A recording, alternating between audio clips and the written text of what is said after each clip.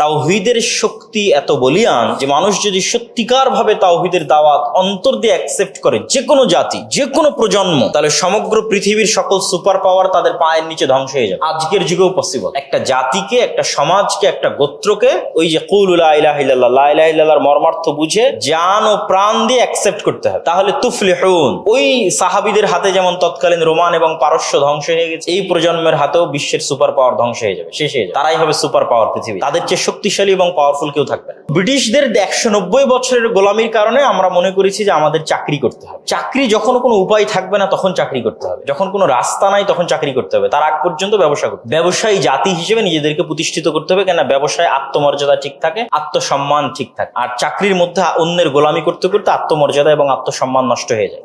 আপনারা সবাই ভালো আছেন? আলহামদুলিল্লাহ। আজকে আমরা এখানে যে নির্ধারিত বিষয়ে আলোচনা পেশ করার জন্য আমন্ত্রিত হয়েছি, সেটি হচ্ছে রাসূলুল্লাহ সাল্লাল্লাহু আলাইহি ওয়াসাল্লামের জীবনী থেকে আমাদের জন্য নৈতিক কি শিক্ষা রয়েছে।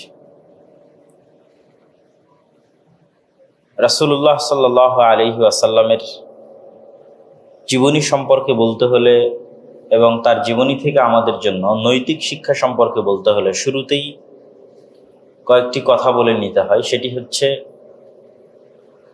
মানুষ হিসেবে একজন মানুষের যত উন্নত গুণাবলী থাকা সম্ভব সর্বোচ্চ পর্যায়ের, তার প্রত্যেকটা উন্নত গুণাবলী সর্বোচ্চ পর্যায়ে যার মধ্যে ছিল তিনি হচ্ছেন আমাদের নবী মুহাম্মদ সাল্লাল্লাহু আলাইহি ওয়াসাল্লাম। এবং রাসূলুল্লাহ সাল্লাল্লাহু আলাইহি ওয়াসাল্লামকে পবিত্র কোরআন মাজিদেও বলা হয়েছে যে তিনি খুলুকুন আযীম, মহৎ চরিত্র। মহান চরিত্র বলতে যা বুঝায়, মহাপুরুষদের চরিত্র বলতে যা বুঝায়, সেই মহান এবং মহৎ চরিত্রের তিনি অধিকারী ছিলেন। তো রাসূলুল্লাহ সাল্লাল্লাহু আলাইহি ওয়াসাল্লামের এই মহৎ এবং মহান চরিত্রের যদি একদম শুরুর দিকে আমরা যাই, যখন তিনি নবী হননি তখনকার সময়ের, তাহলে সহিহ বুখারীর একটি হাদিসে একটি ঘটনা পাওয়া যায়, যেটি খুবই প্রসিদ্ধ ঘটনা। যে হেরা গুহায় যখন রাসূলুল্লাহ সাল্লাল্লাহু আলাইহি ওয়াসাল্লাম আল্লাহ সুবহানাহু তাআলার ধ্যান করতেন, ইবাদত করতেন, তখন কিভাবে ইবাদত করতেন ব্যাখ্যাকারীরা লিখেছেন যে তৎকালীন যুগে তিনি তার দাদা আব্দুল মুত্তালিবকে যেভাবে আল্লাহর ইবাদত করতে দেখেছেন সেভাবে ইবাদত করতেন।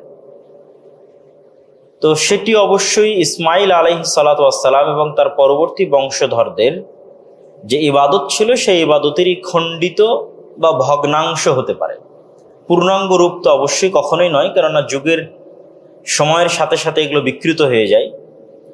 তো তিনি হেরা গুহায় বসে ইবাদত করতেন আল্লাহ সুবহানাহু ওয়া তাআলার।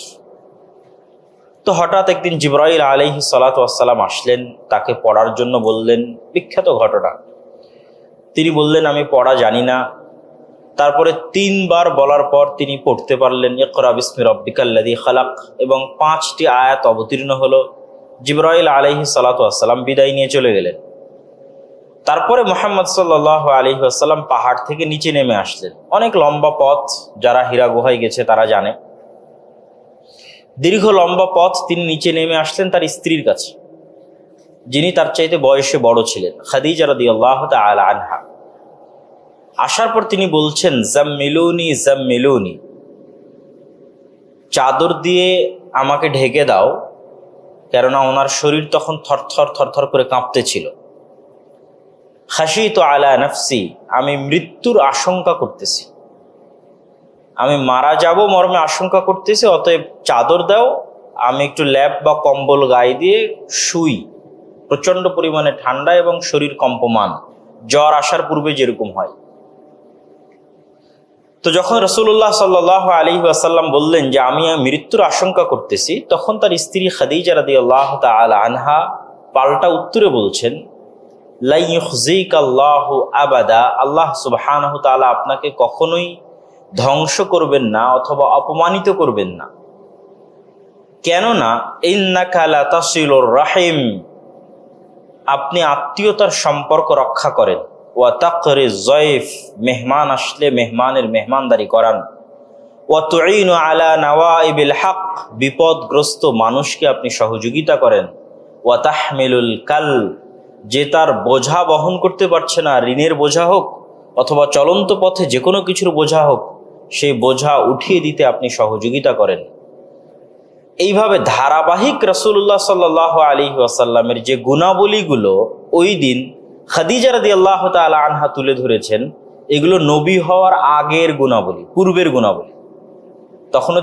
এখন তো তিনি নবী হচ্ছেন, তো তখন খাদিজা রাদিয়াল্লাহু তাআলা আনহা তাকে অভয় বাণী দিচ্ছেন, আশ্বাস দিচ্ছেন যে আপনি কখনোই ক্ষতিগ্রস্তদের অন্তর্ভুক্ত হতে পারেন না, আল্লাহ কখনোই আপনার ক্ষতি করতে পারে না।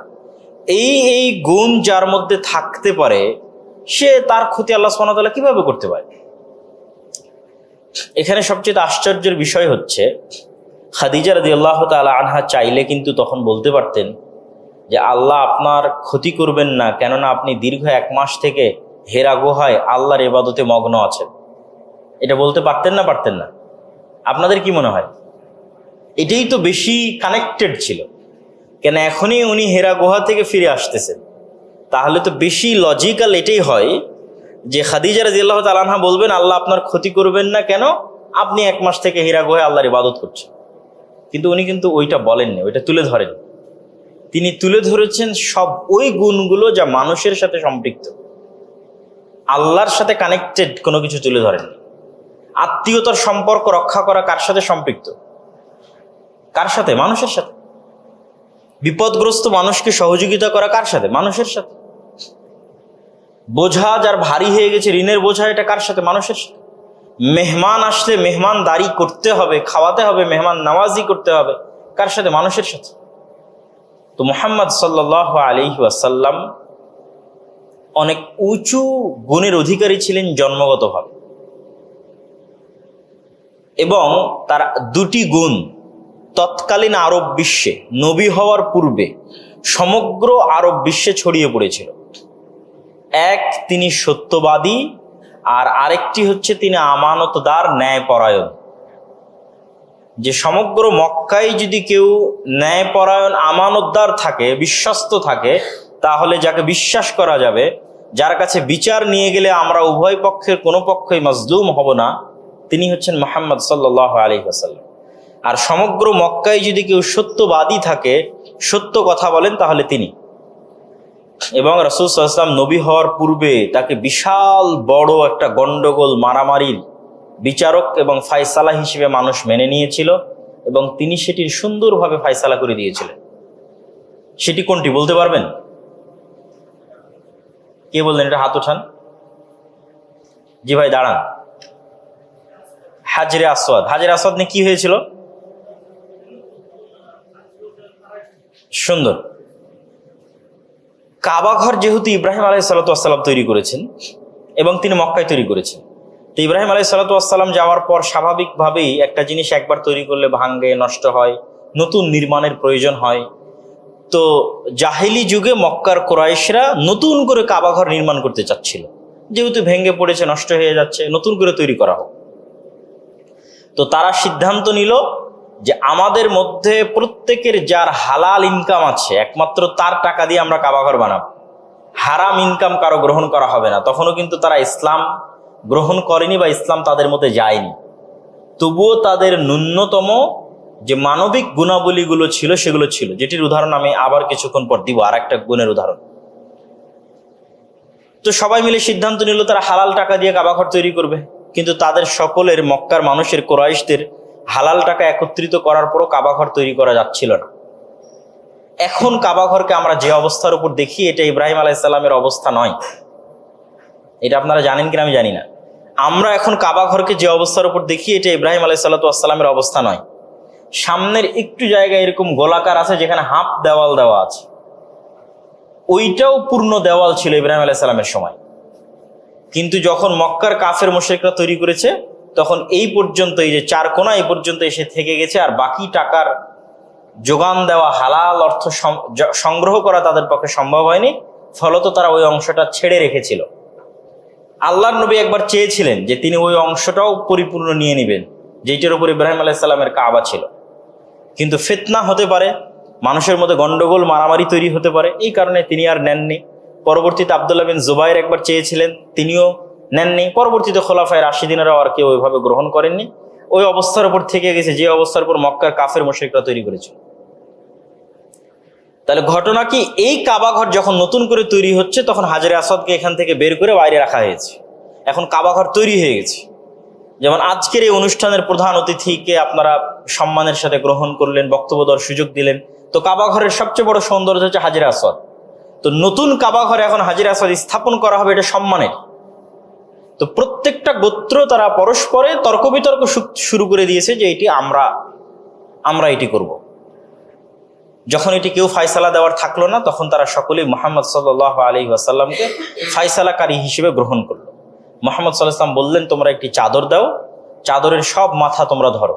যত গোত্র প্রধান আছো সব গোত্র প্রধানেরা চাদরের মাথা ধরলো। মুহাম্মদ সাল্লাল্লাহু আলাইহি ওয়াসাল্লাম নিজে হাজরে আসওয়াদকে চাদরের উপর উঠিয়ে দিলেন। তারপরে বললেন, এবার নিয়ে চলো এখান থেকে কাবার পাশে। সেখান থেকে কাবার পাশে নিয়ে গেল। মুহাম্মদ সাল্লাল্লাহু আলাইহি ওয়াসাল্লাম নিজে হাজরে আসওয়াদকে উঠিয়ে কাবা ঘরে স্থাপন করলেন। তাহলে তখনই, যখন তার বয়স 35 বছর, তখনই তৎকালীন মক্কার কাফের মুশরিক এবং সকল মানুষ তার নেতৃত্ব, তার ন্যায়পরায়ণতা, তার আমানতদারিতা এবং তার বুদ্ধিমত্তাকে গ্রহণ করে নিয়েছিল। তার আরেকটা উদাহরণ দিই। যখন রাসূলুল্লাহ সাল্লাল্লাহু আলাইহি ওয়াসাল্লামকে আল্লাহ আদেশ দিলেন, ওয়া আনযির আশীরাতাকাল আকরাবিন, হে আল্লাহর নবী, আপনি আপনার দাওয়াত আপনার নিকট আত্মীয়দের নিকটে পৌঁছে দেন, আল্লাহর আদেশ। তো প্রথম দাওয়াত দিতে হবে নিকট আত্মীয়দের নিকটে। এবং আল্লাহ কোরআনে অন্য জায়গাতেও বলেছেন, কু আনফুসাকুম ওয়া আহলিকুম নারা, নিজে জাহান্নাম থেকে বাঁচো, তারপরে পরিবার পরিজনকে জাহান্নাম থেকে বাঁচাও। তাহলে মুহাম্মদ সাল্লাল্লাহু আলাইহি ওয়াসাল্লাম, আপনি একে যে আমি ওহী পাঠালাম, লা ইলাহা ইল্লাল্লাহ তাওহীদের যে দাওয়াত শিখালাম, এটি এখন আপনি আপনার আত্মীয় স্বজনের মধ্যে ছড়িয়ে দেন। তো মুহাম্মদ সাল্লাল্লাহু আলাইহি ওয়াসাল্লাম সাফা এবং মারওয়া পাহাড়ের চূড়ায় উঠে যেভাবে বিপদ হলে মানুষকে ডাকে, সেভাবে বিপদ সংকেত দিয়ে চিৎকার করতে লাগলেন। তখন মক্কার কুরাইশদের বড় বড় সব নেতারা সেখানে একত্রিত হয়ে গেল। আবু তালেব, আবু লাহাব, আবু জাহাল, সব বড় বড় নেতা একত্রিত হল। তো মুহাম্মদ সাল্লাল্লাহু আলাইহি ওয়াসাল্লাম বলছেন, জিজ্ঞেস করছেন, আমি যদি তোমাদেরকে বলি যে এই পাহাড়ের পিছনে এখন একদল শত্রু অবস্থান করছে মক্কায় আক্রমণ করার জন্য, তোমরা কি বিশ্বাস করবে? তখন তাদের উত্তর কি ছিল? তাদের উত্তর ছিল, তুমি এখন পর্যন্ত আমাদের মধ্যে কখনো মিথ্যা বলনি, আমরা কখনো তোমাকে মিথ্যা বলতে দেখিনি। আমাদের জানা নাই যে মুহাম্মদ সাল্লাল্লাহু আলাইহি ওয়াসাল্লাম তার জীবনে মজাক করে হলেও মিথ্যা বলেছে, মানুষের সাথে মজাকের ছলে হলেও মিথ্যা বলেছে, বলেননি। তাহলে তুমি বললে তো আমরা অবশ্যই বিশ্বাস করব। তখন এবার তিনি বললেন, কুলু লা ইলাহা ইল্লাল্লাহ তুফলিহুন, আমি যে দাওয়াত নিয়ে এসেছি, এক আল্লাহর ইবাদত করতে হবে, তাওহীদে বিশ্বাস করতে হবে, এটির প্রতি বিশ্বাস স্থাপন করো, তোমরা সফল কাম হয়ে যাবে, সাকসেসফুল হয়ে যাবে, সাকসেসফুল ক্যারিয়ার তোমাদের হয়ে যাবে দুনিয়াতে এবং পরকালে। দুনিয়াতে তোমরা বিশাল সাম্রাজ্যের অধিকারী হবা, আর পরকালে তোমরা বিশাল জান্নাতের অধিকারী হবা। আরজুহাস সামাওয়াতু ওয়াল আরজ। তাওহীদের শক্তি এত বলিয়ান যে মানুষ যদি সত্যিকার ভাবে তাওহীদের দাওয়াত অন্তর দিয়ে অ্যাকসেপ্ট করে, যে কোনো জাতি, যে কোনো প্রজন্ম, তাহলে সমগ্র পৃথিবীর সকল সুপার পাওয়ার তাদের পায়ের নিচে ধ্বংস হয়ে যাবে। আজকের যুগেও পসিবল। একটা জাতিকে, একটা সমাজকে, একটা গোত্রকে ওই যে কুলু লা ইলাহা ইল্লাল্লাহ, লা ইলাহা ইল্লাল্লাহর মর্মার্থ বুঝে জান ও প্রাণ দিয়ে অ্যাকসেপ্ট করতে হবে, তাহলে তুফলিহুন। ওই সাহাবীদের হাতে যেমন তৎকালীন রোমান এবং পারস্য ধ্বংস হয়ে গেছে, এই প্রজন্মের হাতেও বিশ্বের সুপার পাওয়ার ধ্বংস হয়ে যাবে, শেষ হয়ে যাবে। তারাই হবে সুপার পাওয়ার পৃথিবীর, তাদের চেয়ে শক্তিশালী এবং পাওয়ারফুল কেউ থাকবে না। তো আমাদের মূল আলোচ্য বিষয় কি ছিল? যে মুহাম্মদ সাল্লাল্লাহু আলাইহি ওয়াসাল্লামের নবী হওয়ার পূর্বেই তার জন্মগত যে গুণাবলীর স্বীকৃতি তৎকালীন আরব বিশ্বের কাফের এবং মুশরিকরা দিত, তার একটা সারমর্ম আমরা দেখলাম খাদিজা রাদিয়াল্লাহু তাআলা আনহার হাদিসে, যে তিনি কতটা মানব দরদি এবং মানব সেবী ছিলেন। আর আরেকটা আমরা দেখলাম এই দুই উদাহরণের মধ্যে যে তিনি সত্যবাদী, ন্যায়পরায়ণ, আমানতদার হিসেবে তৎকালীন মক্কার কাফের এবং মুশরিকরা তাকে বিশ্বাস করত। এবং এখানে আপনাদেরকে আরো একটি বিষয় তুলে ধরি, সেটি হচ্ছে নেতা কখনোই সত্যবাদী এবং ন্যায়পরায়ণ হওয়া ছাড়া নেতা হওয়া যায় না। যে নেতা সত্যবাদী হবে না, যে নেতা ন্যায়পরায়ণ হবে না, তার অধীনস্থরা তার কথা শুনবে না, তার বিরুদ্ধে বিদ্রোহ করবে, হবেই বিদ্রোহ আজ অথবা কাল। তার ক্ষমতা কখনো স্থায়ী হবে না। যে মানুষকে আপন করে নিতে পারবে তার সত্যবাদিতা দিয়ে, তার ন্যায়পরায়ণতা দিয়ে, মানুষ চিরন্তন এবং চিরস্থায়ীভাবে তাকে মেনে নিবে এবং বিশ্বাস করবে, গ্রহণ করবে। তো যেহেতু আমাদের নবী মুহাম্মদ সাল্লাল্লাহু আলাইহি ওয়াসাল্লাম একজন যোগ্য নেতা ছিলেন, সেহেতু যোগ্য নেতার যা যা গুণাবলী থাকা দরকার তার প্রত্যেকটা গুণ তার মধ্যে ছিল। এবং এখানে আরেকটি বিষয় আপনাদের বলে রাখি, তৎকালীন যারা কাফের মুশরিকদের নেতা ছিল তাদের মধ্যেও এই কিছু কমন গুণ বিরাজ করত। যেমন সত্য বলা। যেমন আবু সুফিয়ান, আবু জাহালের পরে দ্বিতীয় বড় নেতা। মক্কার কাফের মুশরিকদের আবু জাহালের পরে দ্বিতীয় প্রধান সেনাপতিকে আবু সুফিয়ান। বদরের যুদ্ধে যখন আবু জাহাল মারা যায়, তারপরের প্রত্যেকটা যুদ্ধে মক্কার কাফের মুশরিক কুরাইশদের পক্ষ থেকে নেতৃত্ব কে দিত বলেন? আবু সুফিয়ান। তাহলে বদরের যুদ্ধ, ওহুদের যুদ্ধ, খন্দকের যুদ্ধ, তারপরে হুদাইবিয়ার সন্ধি। হুদাইবিয়ার সন্ধিকালে মুহাম্মদ সাল্লাল্লাহু আলাইহি সাল্লাম চিঠি লিখেছেন বহির্বিশ্বের বড় বড় রাষ্ট্র নেতাদের কাছে ইসলামের দাওয়াত নিয়ে। আর ঠিক ওই সময়ই আবু সুফিয়ান তার বিজনেস কাজে, যেহেতু তারা ব্যবসায়ী ছিল, মুহাম্মদ সাল্লাল্লাহু আলাইহি সাল্লামের বংশ জন্মগতভাবে ব্যবসায়ী, পারিবারিকভাবে ব্যবসায়ী, এই জন্য তিনি মুহাম্মদ সাল্লাল্লাহু আলাইহি ওয়াসাল্লাম মুসলমানদের জন্য ব্যবসায়ী হওয়া পছন্দ করতেন, চাকরি করা নয়। রাসূলুল্লাহ সাল্লাল্লাহু আলাইহি ওয়াসাল্লাম একটা হাদিসে বলেছেন, আত-তাজিরুস সাদুক আল আমিন, সত্যবাদী আমানতদার ব্যবসায়ী কিয়ামতের মাঠে নবীদের সাথে থাকবে। বলেন আল্লাহু আকবার। সত্যবাদী আমানতদার ব্যবসায়ী কিয়ামতের মাঠে নবীদের সাথে থাকবে। এই জন্য উম্মতে মুহাম্মাদির বৈশিষ্ট্যগত যদি কোনো ক্যারিয়ার থাকে, জব থাকে, সেটি কি? ব্যবসা। মুহাম্মদ সাল্লাল্লাহু আলাইহি ওয়াসাল্লামের চাচা ব্যবসায়ী, তিনি নিজে ব্যবসায়ী, তার আত্মীয় স্বজন সব ব্যবসায়ী। তিনি খাদিজা রাদিয়াল্লাহু তাআলা আনহার ব্যবসা দেখাশোনা করতে গিয়েই ডাবল প্রফিট যখন দিয়েছেন, তখনই খাদিজা রাদিয়াল্লাহু তাআলা আনহা তাকে বিবাহের প্রস্তাব দিয়েছে। মানে কতটা চৌকস ব্যবসায়ী হলে তিনি ডবল প্রফিট এনে দিতে পারেন সিরিয়া থেকে। তো কিন্তু ব্রিটিশদের 190 বছরের গোলামির কারণে আমরা মনে করেছি যে আমাদের চাকরি করতে হবে। চাকরি যখন কোনো উপায় থাকবে না তখন চাকরি করতে হবে, যখন কোনো রাস্তা নাই তখন চাকরি করতে হবে, তার আগ পর্যন্ত ব্যবসা করতে হবে। ব্যবসায়ী জাতি হিসেবে নিজেদেরকে প্রতিষ্ঠিত করতে হবে, কেননা ব্যবসায় আত্মমর্যাদা ঠিক থাকে, আত্মসম্মান ঠিক থাকে। আর চাকরির মধ্যে অন্যের গোলামি করতে করতে আত্মমর্যাদা এবং আত্মসম্মান নষ্ট হয়ে যায়, স্বাধীনতা থাকে না। তো আমরা যেটি বলছিলাম, আবু সুফিয়ান যেহেতু ব্যবসার সুযোগ পেয়েছে, হুদাইবিয়ার সন্ধির সময় যুদ্ধ বন্ধ, তাহলে এটাই তার জন্য ব্যবসার সুযোগ, আর ওটি মুহাম্মদ সাল্লাল্লাহু আলাইহি ওয়াসাল্লামের জন্য বহির্বিশ্বে দাওয়াত দেওয়ার সুযোগ। তো আবু সুফিয়ান ব্যবসায়িক কাজে গেছে ঠিক ওই জায়গাতেই, যেই জায়গাতে মুহাম্মদ সাল্লাল্লাহু আলাইহি ওয়াসাল্লামের বার্তাবাহক গেছে ইসলামের দাওয়াত চিঠি নিয়ে। সেটি হচ্ছে আজকের জেরুজালেম, আল মসজিদ আল আকসা। কেননা তার কিছুদিন পূর্বেই এই মসজিদ আকসা, জেরুজালেম, রাসূল সাল্লাল্লাহু আলাইহি ওয়াসাল্লাম যখন মক্কায়, তখন এই জেরুজালেম ছিল অগ্নিপূজকদের হাতে, মাজুসিদের হাতে। অল্প কিছুদিনের ব্যবধানে, যেই সময় আল্লাহ কোরআনে অবতীর্ণ করেছেন গলিবাতির রোম, ওই আয়াতে আল্লাহ সুবহানাহু ওয়া তাআলা ঘোষণা দিয়েছেন অচিরেই রোমান খ্রিস্টানরা জেরুজালেম বিজয় করবে। এবং রাসূল সাল্লাল্লাহু আলাইহি ওয়াসাল্লামের হুদাইবিয়া সন্ধির অল্প কিছুদিন পূর্বেই রোমান এম্পায়ার বা রোমান খ্রিস্টানরা জেরুজালেম বিজয় করে এবং অগ্নিপূজকদের হাত থেকে মুক্ত করে। এবং ওই সময় রোমান খ্রিস্টানদের বিজয়ে মুহাম্মদ সাল্লাল্লাহু আলাইহি ওয়াসাল্লাম খুশি হয়েছেন, অথচ বিজয় কিন্তু মুসলমানদের হচ্ছে না, হচ্ছে রোমান এম্পায়ারের খ্রিস্টানদের। কিন্তু অগ্নি পূজকদের হাত থেকে তো, পরিপূর্ণ মুশরিকদের হাত থেকে তো অন্তত আহলে কিতাবদের হাতে আসতেছে, এই জন্য তো মুহাম্মদ সাল্লাল্লাহু আলাইহি ওয়াসাল্লাম খুশি হয়েছেন। আর তখন রোমান এম্পায়ারের হেডকোয়ার্টার ছিল আজকের তুরস্ক, ইস্তাম্বুল বা কনস্টান্টিনিপল বলা হতো ইতিহাসের পাতায়। তো ওই ইস্তাম্বুল, কনস্টান্টিনিপল থেকে বাদশাহ হিরাক্লিয়াস তাদের ভাষায় উমরা বা হজ করার জন্য, আমরা যে উমরা হজ করতে যাই, সেই উমরা হজ করার জন্য সফরে এসেছে জেরুজালেম, আল মসজিদ আল আকসায়। তখন মুহাম্মদ সাল্লাল্লাহু আলাইহি ওয়াসাল্লামের বার্তাবাহক সেখানে চিঠি নিয়ে গেছে। কিসের দাওয়াত? ইসলামের দাওয়াত। তখন তিনি জানতে চাইলেন কে এই মুহাম্মদ আল আরবি, আরব থেকে নবী বের হবে, এটা তো আমাদের জানার বাইরে। তো ডাকো আশেপাশে কোনো আরব গোত্র বা কোনো দল আছে কিনা। তো গোটা ফিলিস্তিন বা গোটা জেরুজালেমে খুঁজে দেখা গেল, হ্যাঁ, এই যে আবু সুফিয়ানের যে টিম, এরাই তো আরাবিয়ান, এরা ব্যবসা করতে আসছে। তাদেরকেই ধরে নিয়ে আসা হলো বাদশার দরবার। এই হাদিসও আপনি বুখারীর শুরুতেই পাবেন। তো এখন আবু সুফিয়ানকে জিজ্ঞেস করা হচ্ছে, লম্বা কথোপকথন, বাদশাহ হিরাক্লিয়াস আবু সুফিয়ানকে জিজ্ঞেস করছে, তুমি বলো মুহাম্মদ সাল্লাল্লাহু আলাইহি ওয়াসাল্লাম সম্পর্কে কি জানো। তো এই অনেক প্রশ্ন, কোন বংশে জন্ম হয়েছে, কেমন লোক তার দিন গ্রহণ করতেছে, তার দিনের অনুসারীর সংখ্যা দিন দিন বাড়তেছে কিনা, তার আচার ব্যবহার চাল চরিত্র কেমন, প্রত্যেকটা প্রশ্ন করতেছে। তো আবু সুফিয়ান বলছে যে আমি ওই দিন একটি কথাও মুহাম্মদ সাল্লাল্লাহু আলাইহি ওয়াসাল্লামের নামে মিথ্যা বলতে পারি। সে তখন কাফের মুশরিক এবং সে টানা পরপর 3টা যুদ্ধ করেছে মুহাম্মদ সাল্লাল্লাহু আলাইহি ওয়াসাল্লামের বিরুদ্ধে। বদরের যুদ্ধ করেছে, উহুদের যুদ্ধ করেছে, খন্দকের যুদ্ধ করেছে এবং মুহাম্মদ সাল্লাল্লাহু আলাইহি ওয়াসাল্লামকে হত্যা করা এবং মুহাম্মদ সাল্লাল্লাহু আলাইহি ওয়াসাল্লামের মদিনার সাম্রাজ্যকে মাটির সাথে মিশিয়ে দেওয়া তার জীবনের একমাত্র লক্ষ্য এবং উদ্দেশ্য।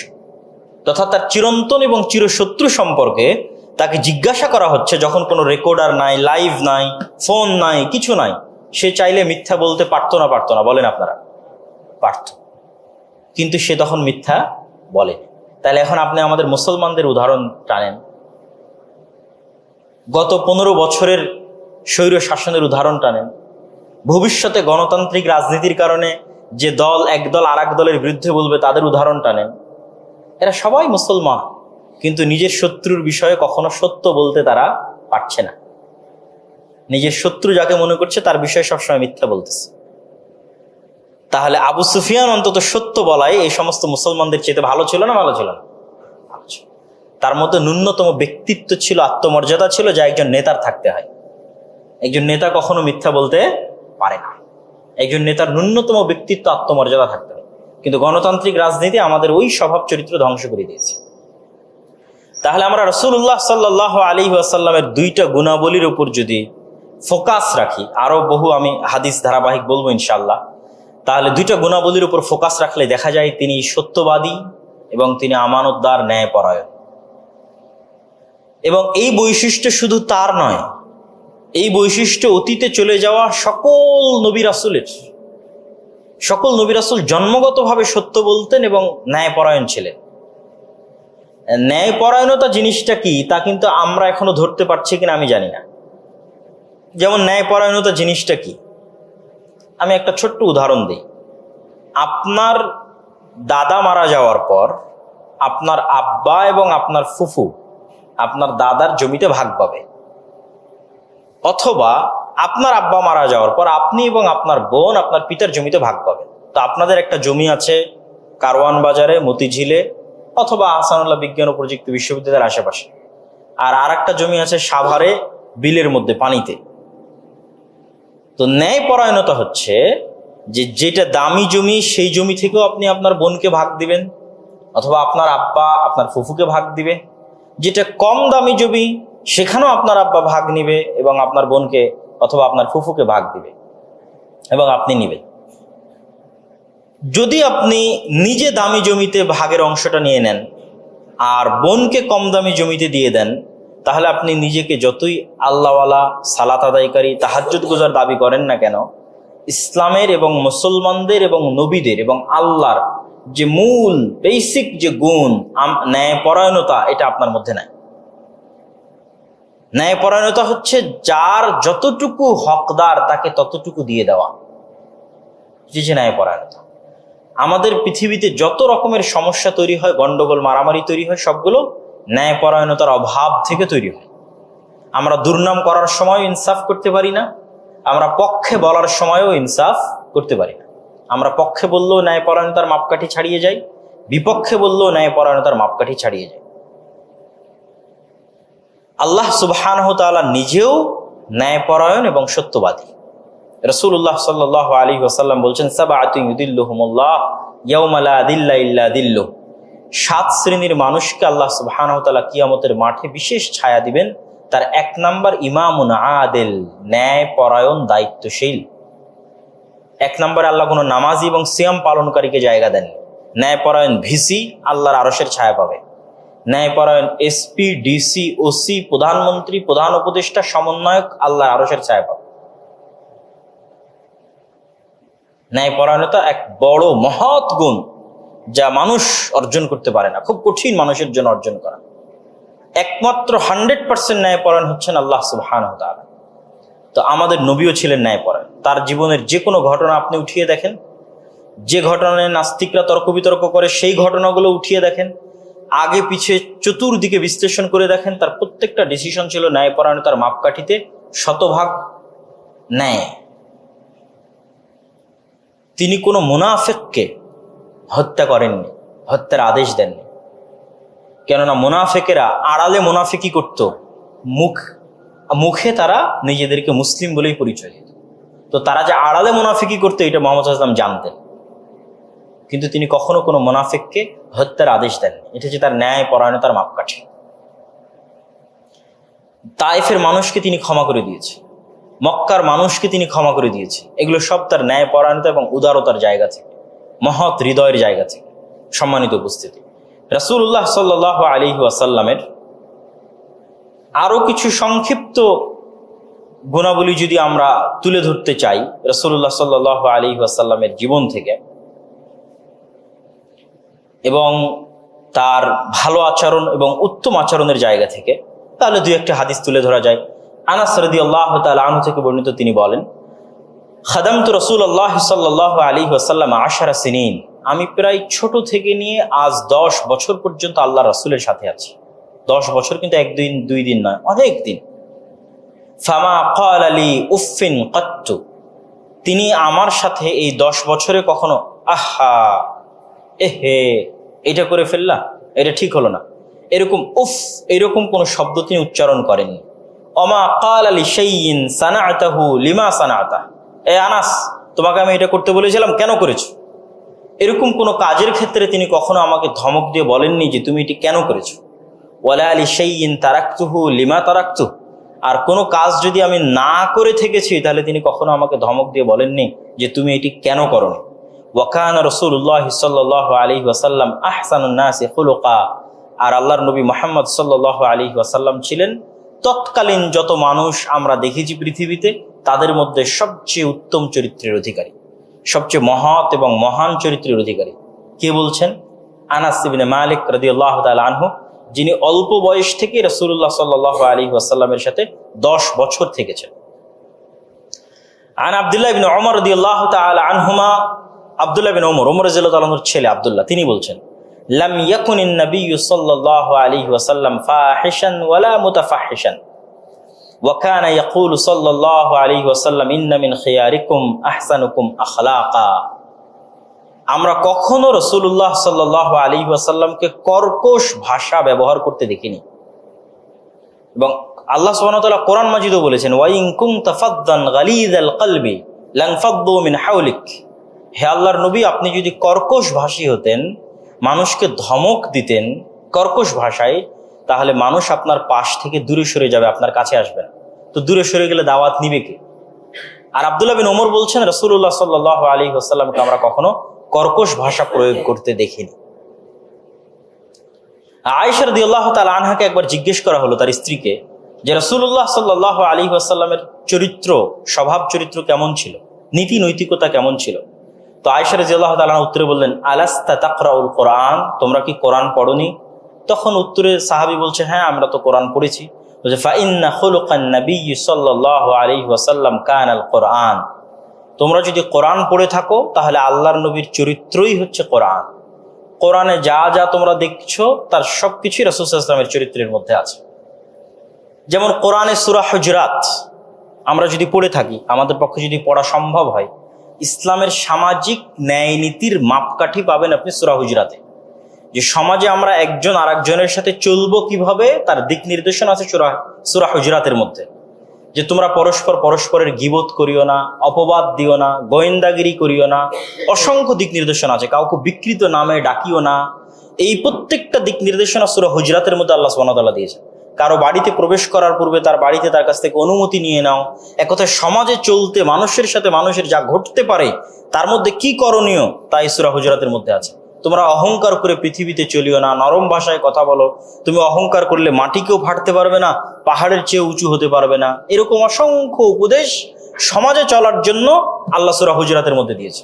তাহলে এই প্রত্যেকটা উপদেশ যদি আপনি ফিট করতে চান, যে দুনিয়াতে এরকম কে আছে যে কারো গীবত করেনি। গীবত মানে আমার মধ্যে ত্রুটিটা আছে, এটা সত্য। মিথ্যা জিনিসকে অপবাদ বলে, আর সত্য জিনিস কিন্তু ত্রুটি প্রচার করাকে গীবত বলা হয়। আমি সত্যিই একটি অপরাধ করেছি, এটা আপনি জানেন, আর এই সত্য অপরাধকে আপনি মানুষের মধ্যে বলে বেড়াচ্ছেন, এটাকে কি বলা হয়? গীবত। আর এটি যদি আপনি ঢেকে দেন, মান সাতারা মুসলিমান না বলেন, কেউ যদি কোনো মুসলমানের কোনো অপরাধকে পর্দা দিয়ে দেয়, ঢেকে দেয়, আল্লাহ কিয়ামতের মাঠে তার অপরাধকে ঢেকে দিবেন। বলেন আল্লাহু আকবার। আল্লাহ আমার এবং আপনার অপরাধকে ঢেকে দিবে যদি আমি আমার ভাইয়ের কোনো একটা অপরাধ ঢেকে দিই। তাহলে এরকম যত হাদিস আছে, এই প্রত্যেকটা হাদিস এবং এই প্রত্যেকটা আয়াত যদি আপনি মনে করেন যে দুনিয়াতে কেউ বাস্তবায়ন করেছে, তাহলে তিনি কে? বলেন তো তিনি কে? মুহাম্মদ সাল্লাল্লাহু আলাইহি ওয়াসাল্লাম। এটাই আয়েশা রাদিয়াল্লাহু তাআলা আনহা বলছেন। এবং রাসূলুল্লাহ সাল্লাল্লাহু আলাইহি ওয়াসাল্লামও আমাদেরকে বহু আদেশ দিয়েছেন, বহু নিষেধ দিয়েছেন ভালো এবং উত্তম আচরণ সম্পর্কে। সে আদেশ এবং নিষেধগুলো আমরা ধারাবাহিকভাবে যতগুলো সম্ভব তুলে ধরবো। তারপর আরো দু একটি উদাহরণ রাসূল সাল্লাল্লাহু আলাইহি ওয়াসাল্লামের উত্তম আচরণের আমরা দেখি। আয়েশা রাদিয়াল্লাহু তাআলা আনহা থেকে বর্ণিত, তিনি বলেন, একদা রাসূলুল্লাহ সাল্লাল্লাহু আলাইহি ওয়াসাল্লামের বাড়িতে একজন ইহুদি আসলো। আল্লাহর নবীর বাড়িতে এসে বলছে, আসসালামু আলাইকুম। সালাম ইহুদিরাও বলে, আজও বলে। শালোম, সাবাত শালোম, শনিবারের দিন বলবে। সাবাত হচ্ছে শনিবার, যেটাকে আরবিতে বলা ইয়াউমুস সাবত, ওটাই হিব্রুতে হয়ে গেছে সাবাত। আর আরবিতে যেটা সালাম, সেটাই হিব্রুতে শালোম। ঠিক আছে, ওরা মানুষের সাথে যখন দেখা যায় শালোম মানে সালাম। তো ইহুদিরাও সালাম দিত, মুসলমানেরাও সালাম দিত। তো আরবিতে একটা শব্দ আছে সালামের পরিবর্তে, সেটা হচ্ছে সাম। সাম মানে বিষ, যা দিলে মানুষ মরে যায়।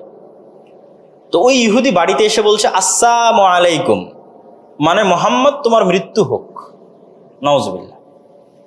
তখন এই কথাটা আয়েশা রাদিয়াল্লাহু তাআলা আনহা বাড়ির মধ্যে থেকে শুনে নিয়েছে।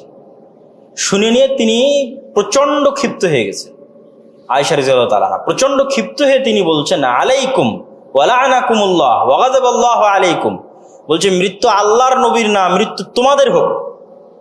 আল্লাহর অভিশাপ আর আল্লাহর লানত তোমাদের উপর বর্ষিত হোক। তো আয়েশা রাদিয়াল্লাহু তাআলা আনহা মহিলা মানুষে ক্ষিপ্ত হয়ে গেছে। তখন মুহাম্মদ সাল্লাল্লাহু আলাইহি ওয়াসাল্লাম তাকে বলছেন, মাহলান ইয়া আয়েশা, থামো থামো আয়েশা থামো। আলাইকি বিররিফক, মানুষের সাথে নম্র আচরণ করো, মানুষের সাথে ভদ্র আচরণ করো। আলাইকি বিররিফক, মানুষের সাথে নরম হও। ওয়া ইয়াকা ওয়াল উনফ ওয়াল ফুহশ, মানুষের সাথে কর্কশ খারাপ বদমেজাজি আচরণ করিও না। তখন আয়েশা রাদিয়াল্লাহু তাআলা আনহা বলছেন, আওয়ালাম তাসমা মা ক্বালু, আল্লাহর নবী আপনি কি শোনেননি এই ইহুদি কি বলেছে আপনাকে? আপনি কি এটা শোনেননি? তখন রাসূল সাল্লাল্লাহু আলাইহি ওয়াসাল্লাম উত্তরে বলছে যে, হ্যাঁ আমি শুনেছি, কিন্তু তুমি কি শুনছো না? আমি তোমাকে কি বলছি? আমি কি বলতেছি? যে মানুষের সাথে নম্র এবং ভদ্র আচরণ করতে হবে। এবং আমি তাদের উত্তরে ওয়া ইয়াক, আসসালামু আলাইকুমের উত্তরে ওয়া ইয়াকুম আমি বলেছি, যেটির অর্থ হচ্ছে তারা আমার জন্য যে বদদোয়া করেছে তাদের জন্য সে বদদোয়া প্রয়োগ হোক। তো এই যে রাসূলুল্লাহ সাল্লাল্লাহু আলাইহি ওয়াসাল্লামের জীবনের বিভিন্ন ঘটনা, এই ঘটনা অসংখ্য ঘটনা আমরা তুলে ধরতে পারবো, যে ঘটনাগুলো দ্বারা তার নীতি নৈতিকতা, তার চারিত্রিক উন্নতি ফুটে ওঠে। এখন কিছু হাদিস আপনাদের সামনে তুলে ধরি, যেগুলো রাসূলুল্লাহ সাল্লাল্লাহু আলাইহি ওয়াসাল্লাম বলিষ্ঠ এবং উন্নত চাল চরিত্র এবং নীতি নৈতিকতার জন্য বলে গেছেন। রাসূলুল্লাহ সাল্লাল্লাহু আলাইহি ওয়াসাল্লাম বলেন, আনা যাঈমুন বিবাইতিন ফি রাবাদিল জান্নাহ, আমি জান্নাতের সর্বোচ্চ স্থানে একটি বাড়ির জিম্মেদার, জামিনদার ওই ব্যক্তির জন্য, লিমান তারাকাল মিরাআ ওয়া ইন কানা মুহিক্কান, যে ব্যক্তি গন্ডগোল ছেড়ে দিবে, তর্ক বিতর্ক ছেড়ে দিবে, যদিও সে হকের উপর থাকে। অবিবাইতিন ফি ওয়াসাতিল জান্নাহ, আর আমি আরেকটি বাড়ির জিম্মেদার, জামিনদার ওই ব্যক্তির জন্য, লিমান তারাকাল কাযিবা ওয়া ইন কানা মাযিহান, যে ব্যক্তি মিথ্যা বলা ছেড়ে দিবে, যদিও মজাক করে হয়।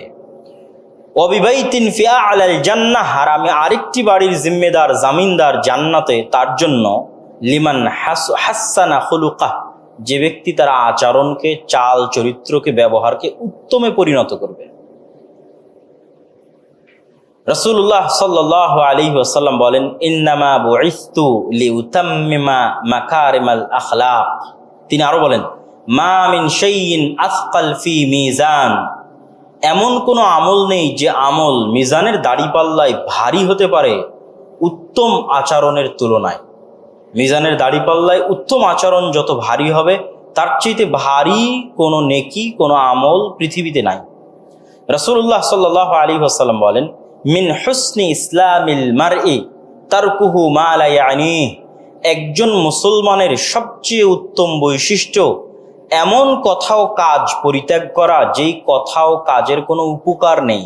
আড্ডা দেওয়া, গল্পগুজব করা, অযথা কাজে সময় নষ্ট করা, ফেসবুক, ইউটিউব, টুইটার, টিকটকে সময় নষ্ট করা। একজন মুসলমানের সবচেয়ে উত্তম বৈশিষ্ট্য হচ্ছে এমন কাজ ছেড়ে দেওয়া যেই কাজের কোনো উপকার, কোনো ভালো, কোনো কল্যাণকর দিক নেই। রাসূলুল্লাহ সাল্লাল্লাহু আলাইহি ওয়াসাল্লাম বলেন, লা ইয়াদখুলুল জান্নাতা মান কানা ফি কলবিহি মিসকালা যাররাতিন মিন কিবার, ওই ব্যক্তি কখনোই জান্নাতে প্রবেশ করতে পারবে না যার অন্তরের মধ্যে অহংকার রয়েছে। অহংকার থেকে মানুষ খারাপ আচরণ করে। রাসূলুল্লাহ সাল্লাল্লাহু আলাইহি ওয়াসাল্লাম আরো বলেন, মান কানা ইউমিন বিল্লাহি ওয়াল ইয়াউমিল আখির ফালইউকরিম জারাহ, যে ব্যক্তি আল্লাহর উপর বিশ্বাস রাখে, পরকালের প্রতি বিশ্বাস রাখে, সে যেন তার পাড়া প্রতিবেশী, আত্মীয় স্বজনের সাথে উত্তম আচরণ করে। মান কানা ইউমিন বিল্লাহি ওয়াল ইয়াউমিল আখির, যে ব্যক্তি আল্লাহর প্রতি বিশ্বাস রাখে, পরকালের প্রতি বিশ্বাস রাখে, সে যেন তার মেহমানকে সম্মান করে। রাসূলুল্লাহ সাল্লাল্লাহু আলাইহি ওয়াসাল্লাম আরো বলেন যে ঈমানের পরিচয় হচ্ছে তুমি নিজের জন্য সেটি ভালোবাসবে, তোমাদের মধ্যে সে ব্যক্তি ততক্ষণ মুমিন হতে পারবে না, লা ইউমিনু আহাদুকুম, ততক্ষণ পর্যন্ত মুমিন হতে পারবে না যতক্ষণ না সে তার ভাইয়ের জন্য ওইটি পছন্দ করবে যেটি সে তার নিজের জন্য পছন্দ করবে। আমাদের সমাজ ব্যবস্থায় এটি আমরা সর্বক্ষেত্রে এবং সর্বাবস্থায় প্রয়োগ করতে পারি।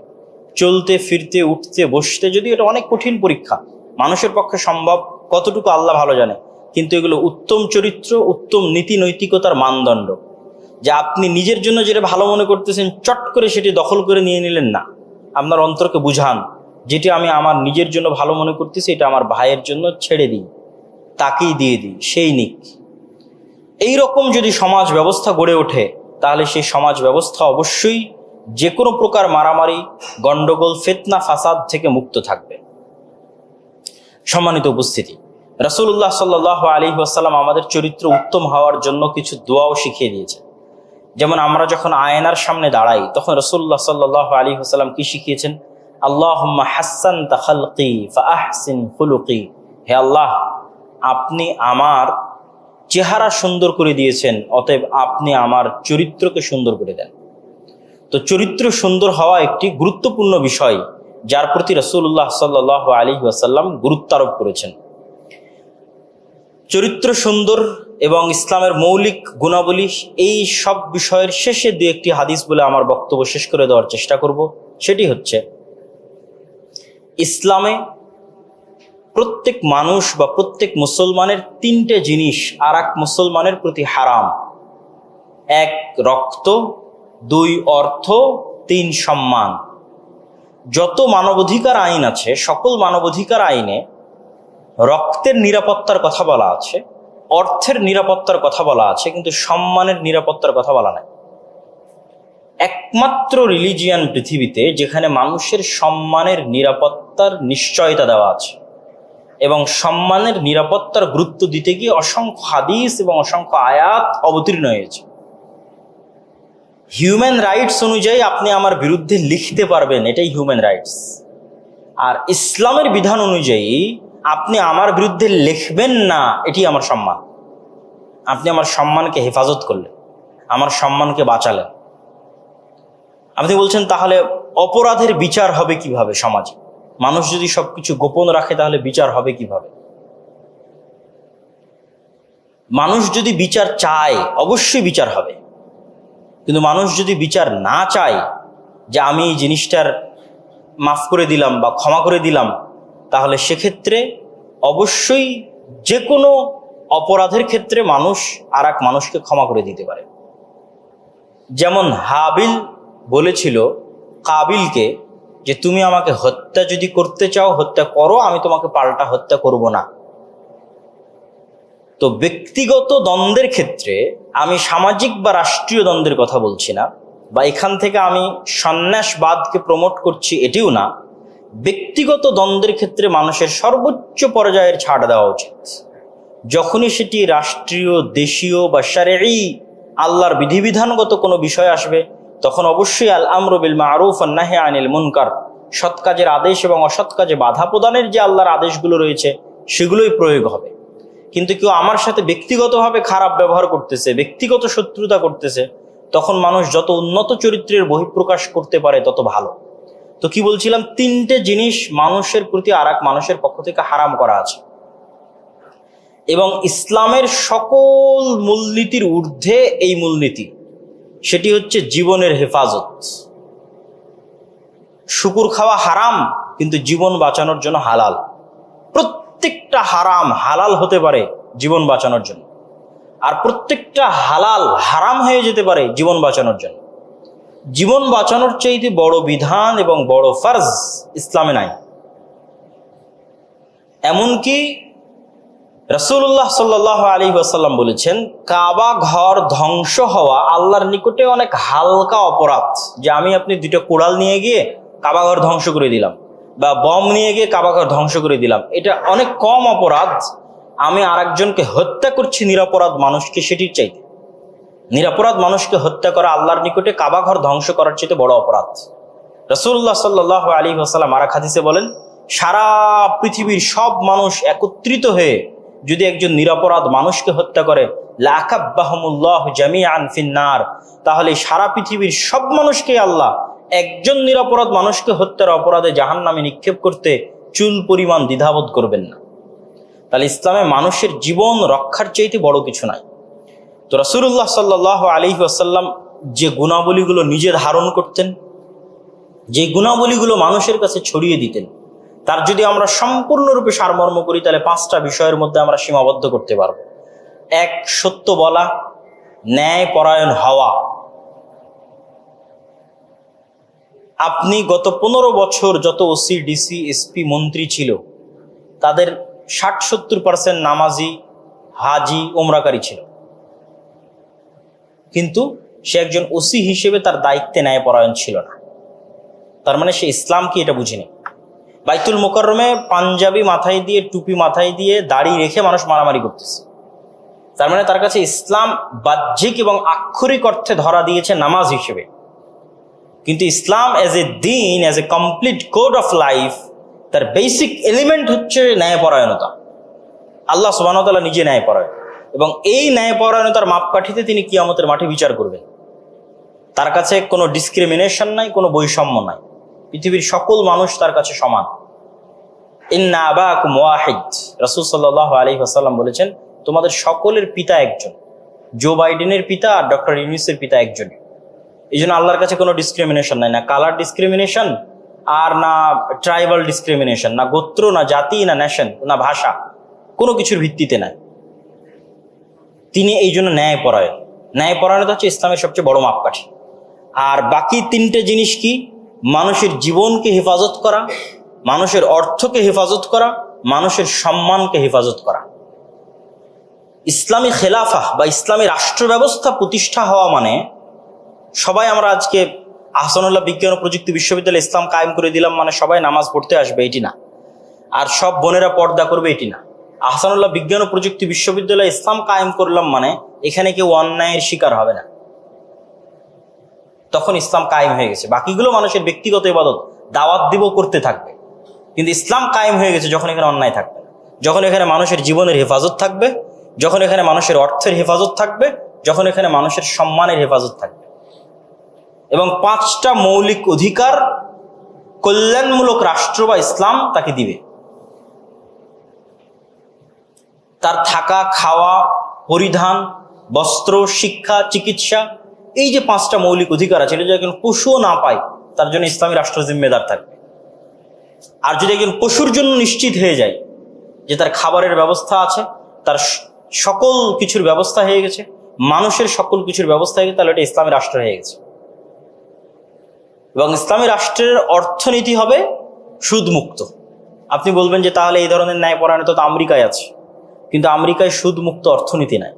সুদমুক্ত অর্থনীতির মাধ্যমে মানুষের, সুদযুক্ত অর্থনীতির মাধ্যমে মানুষের উপর অত্যাচার করা হয়, মানুষের উপর জুলম করা হয়। সুদ নিজেই একটা গোলামির জিঞ্জির। এই গোলামির জিঞ্জির সকলের জন্য, হিন্দুর জন্য, বৌদ্ধের জন্য, খ্রিস্টানের জন্য, ইহুদির জন্য, নট অনলি ফর মুসলিম, খালি মুসলমানদের জন্য আমি বলতেছি। পৃথিবীর প্রত্যেক মানুষের জন্য গোলামের জিঞ্জির হচ্ছে সুদ। তাহলে এখানে পরিপূর্ণ ন্যায়পরায়ণতা প্রতিষ্ঠিত হয়নি, অর্থনৈতিক সাম্য এবং অর্থনৈতিক ন্যায় প্রতিষ্ঠিত হয়নি। অর্থনৈতিক সাম্য এবং অর্থনৈতিক ন্যায় প্রতিষ্ঠা হওয়ার জন্য সুদমুক্ত অর্থনীতি লাগবে, এবং অবশ্যই 100 টাইমস বেটার হবে আজকের আমেরিকার চাইতে। আমেরিকার মানুষই শতভাগ বেশি ভালো থাকবে যদি সুদমুক্ত অর্থনীতি বাস্তবায়ন করা হয়। সেখানে মানুষের বেশি স্বাধীনতা থাকবে, বেশি স্বাচ্ছন্দ্য থাকবে। আর না হলে দেখবেন, ইংল্যান্ডে যদি যান তাহলে দেখবেন আপনার সকল কিছুর নিরাপত্তা আছে, আপনার খাওয়া, আপনার থাকা, আপনার চিকিৎসা, সকল কিছুর নিরাপত্তা আছে, কিন্তু আপনার দিন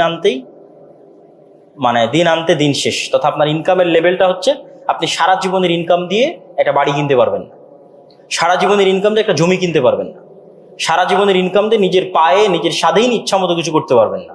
আপনাকে সব কিছু দিয়ে রাখা আছে, কিন্তু আপনি গোলাম। কেননা অর্থনৈতিক স্বাধীনতা নাই। অর্থনৈতিক স্বাধীনতা না থাকার কারণে আপনি অর্থনৈতিক গোলামের জীবন যাপন করছেন।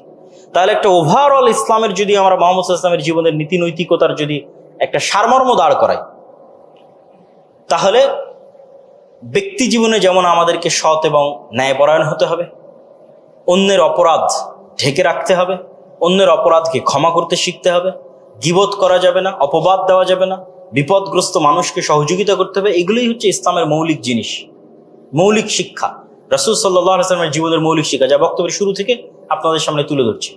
পারিবারিক জীবনে যত নিয়ম কানুন দেওয়া আছে এগুলো মূলত বংশকে হেফাজত করার জন্য। যে আপনার বংশধারা যদি সংরক্ষণ না হয়, মানুষ সাইকোলজিক্যালি ট্রমার মধ্যে চলে যাবে। একটা সন্তান জানে না যে তার বাবাকে, সে সাইকোলজিক্যালি এবং মেন্টালি আরেকজন সন্তানের চাইতে যে জানে তার বাবাকে, ডিপ্রেসড থাকবে, ফ্রাস্ট্রেশনে থাকবে। 100% আপনি লিখে নেন, পরীক্ষা করেন। পৃথিবীতে একজন সন্তান যে তার পিতার পরিচয় জানে, আরেকজন সন্তান তার পিতার পরিচয় জানে না, যে জানে না সে ফ্রাস্ট্রেশনে থাকবে, হতাশায় থাকবে। পিতার পরিচয় যেন মানুষ জানতে পারে, এই জন্য পারিবারিক সিস্টেম, পরিবারের দুর্গ, এই জন্য অবৈধ সম্পর্ক নিষিদ্ধ, এই জন্য রিলেশনশিপ নিষিদ্ধ, এই জন্য একমাত্র মানুষের নারী এবং পুরুষের কাছে যাওয়ার একমাত্র বৈধ মাধ্যম হচ্ছে বিবাহ। এই জন্য তালাকের এই লম্বা প্রসেস, এগুলো সবগুলো মানুষের বংশধারাকে সংরক্ষণ করার জন্য। আর শয়তান কিন্তু সবচেয়ে বড় আঘাতটা এই জায়গাতেই করে। আপনাদের তো জানার কথা যে ইবলিস যখন বসে তার বিশাল সিংহাসন নিয়ে, তখন সবচেয়ে বেশি খুশি হয় কাউকে জেনা করাতে পারলে না, সবচেয়ে বেশি খুশি হয় যদি স্বামী স্ত্রীর মধ্যে বিচ্ছেদ ঘটাতে পারে। কেন? এটাতে পরিবার ধ্বংস হয়। এবং এখন যে আমরা পাশ্চাত্য থেকে যেটা দেখে আসলাম এবং বাংলাদেশেও চর্চা হচ্ছে, LGBTQ, এটি মানুষের, পুরুষের পৌরুষত্ব এবং মানুষের মনুষ্যত্বকে ডাউন করার জন্য। ফেরাউনের পৌরুষত্ব এবং মনুষ্যত্ব ডাউন ছিল না, চরম লেভেলের অহংকারী ছিল, কিন্তু পুরুষ ছিল। যে ফেরাউন যদি মনে করতো মনে মনে যে সে একজন নারী, তাহলে স্বাভাবিক পৌরুষত্ব এবং স্বাভাবিক মনুষ্যত্ব ডাউন হয়ে যেত। আবু জাহাল, আবু লাহাব, আবু সুফিয়ান, তারা পুরুষ ছিল এবং মানুষ ছিল, যেটা আমি বললাম যে সত্য বলতো। ইমানে তাদের সমস্যা ছিল, কিন্তু ব্যক্তিত্ব এবং আত্মমর্যাদা, আত্মসম্মানে স্ট্রং পার্সোনালিটির অধিকারী ছিল। আমরা যেন স্ট্রং পার্সোনালিটির অধিকারী হতে না পারি, সব যেন শয়তানের গোলাম হয়ে যায়, এই জন্য এই ধরনের থিওরিগুলো সমাজে বাস্তবায়ন করা হচ্ছে। তাহলে ব্যক্তি জীবনের কথা বললাম, পারিবারিক জীবনের কথা বললাম, সামাজিক জীবনে ন্যায় বিচার, সাম্যতা, আর রাষ্ট্রীয় জীবনে 5টা বিষয়ের মৌলিক অধিকার এবং জান, মাল, অর্থ এবং সম্মানের নিরাপত্তা। এগুলো হচ্ছে ইসলামের জিম্মেদারি, এগুলোই ইসলামের থিওরি। এই ইসলামের সৌন্দর্যগুলো কিন্তু আমরা মানুষের সামনে ফুটিয়ে তুলতে পারি না। আমরা ঘুরে ফিরে কিন্তু একই গর্তে ঘুরপাক খাচ্ছি।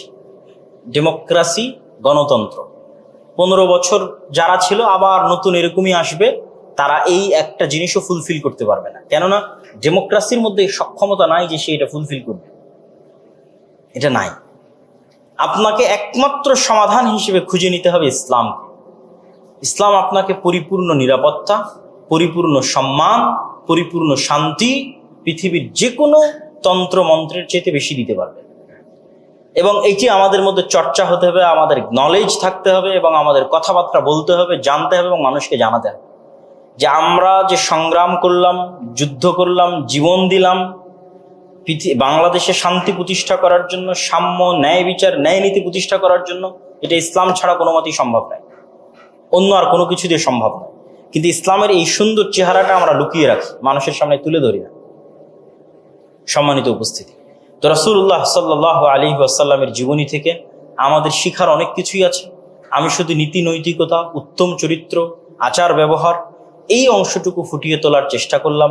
আল্লাহ সুবহানাহু ওয়া তাআলা আমাদের সকলকে উক্ত আলোচনা থেকে জানার, চিন্তার খোরাক নেওয়ার, রাসূল সাল্লাল্লাহু আলাইহি ওয়াসাল্লামের জীবনে আরও বেশি পড়ার, প্রতিটা ঘটনা, প্রতিটা ধাপ, প্রতিটা অংশ পড়ার এবং চিন্তা ভাবনা করার, যে তিনি কোন সিচুয়েশন কিভাবে ডিল করতেন, কোন পরিবেশে কোন পরিস্থিতিতে মানুষের সাথে কিভাবে কথা বলেছেন। আমরা যদি ওই গুণাবলীগুলো আমাদের মধ্যে ধারণ করতে পারি, যেটা দিয়ে বক্তব্য শুরু করেছিলাম, আমরাও একদিন বিজয়ী হব এবং আজকের সুপার পাওয়ারেরাও একদিন আমাদের পায়ে পদানত হবে।